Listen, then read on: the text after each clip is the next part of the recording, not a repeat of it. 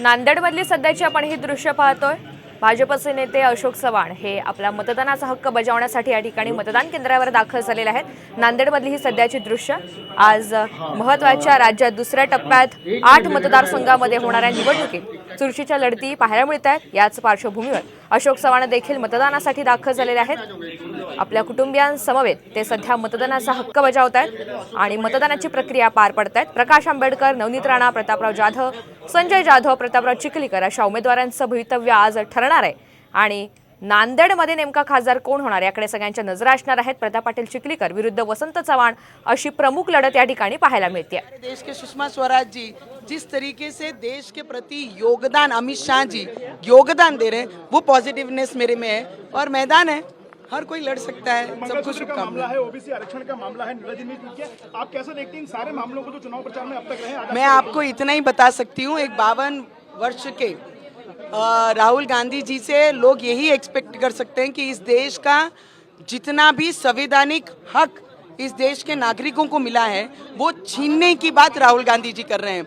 खून पसीने की कमाई से महिलाएं अपना घर संपत्ति अपनी आने वाला भविष्य बच्चों का सिक्योर करती हैं, वो लेने की बात राहुल गांधी जी कर रहे हैं। तो मुझे लगता है इस देश की महिलाओं को मैं इतना ही कहना चाहूँगी, इस देश में उनका भाई नरेंद्र मोदी जी उनके साथ हैं, उनका परिवार का सदस्य रहकर वो उनके साथ है। तो जब तक सूरज चांद है तब तक संविधान है और उसके साथ इस देश में महिलाओं को कोई हाथ नहीं लगा सकता। मतदान को लेकर क्या अपडेट्स आ रहे हैं आपके पास? मतदान को लेकर क्या अपडेट्स आ रहे हैं अमरावती में? आपको लोग कैसे बताएं? बहुत सारे फोन पे बताया जा रहा है, कह रहे हैं कि हमने आपको मतदान किया, हमने मोदी जी को मतदान किया, हमने अपने देश के प्रति मतदान किया। तो मुझे लगता है पॉझिटिव्ह।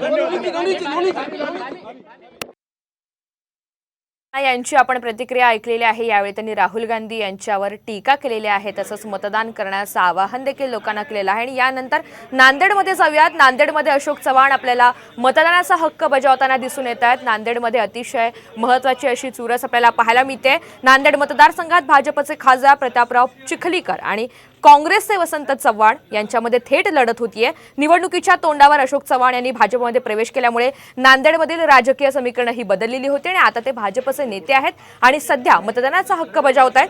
तर अनेक समीकरणं बदलल्याचं चित्र एकंदरीतच नांदेडमध्ये आपल्याला पाहायला मिळालं। अशोक चव्हाण यांच्या पक्षांतरानंतर काँग्रेस संघटना बळकट असल्याचा दावा करण्यात येतोय आणि असे आरोप प्रत्यारोप देखील गेल्या काही दिवसांमध्ये दोन्ही नेत्यांकडून करण्यात आलेले होते आणि त्यामुळे नांदेडमध्ये अशोक चव्हाण यांची खरी कसोटी या ठिकाणी लागल्याचं पाहायला मिळालं।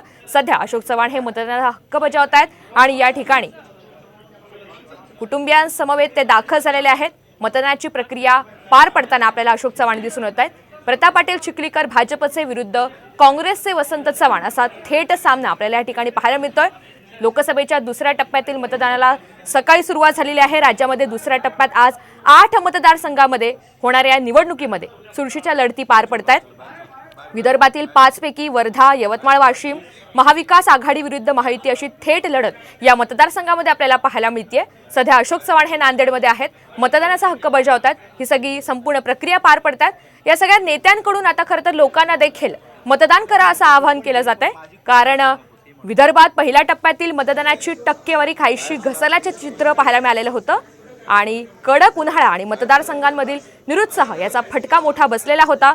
या सगळ्याच्या पार्श्वभूमीवर पंतप्रधान नरेंद्र मोदी यांनी देखील नागरिकांना लोकांना जास्तीत जास्त मतदान करा असं आवाहन केलेलं आहे। विशेषतः नागपूरमधील शहरी भागात मतदान गेल्यावेळी म्हणजे पहिल्या टप्प्यामध्ये कमी झालेलं होतं आणि सध्या दुसऱ्या टप्प्यामध्ये हा मतदानाचा आकडा कितीपर्यंत पोहोचतो याकडे सगळ्यांच्या नजरा असणार आहेत। त्याच पार्श्वभूमीवर शासनाने मोठी तयारी केलेली आहे, निवडणूक आयोगाने मोठी तयारी केलेली आहे, प्रशासनाने कडक बंदोबस्त हा तैनात केलेला आहे। उन्हाळ्याचा फटका पाहता या ठिकाणी मोठी जय्यत तयारी करण्यात आली आणि सध्या आपण नांदेडची दृश्य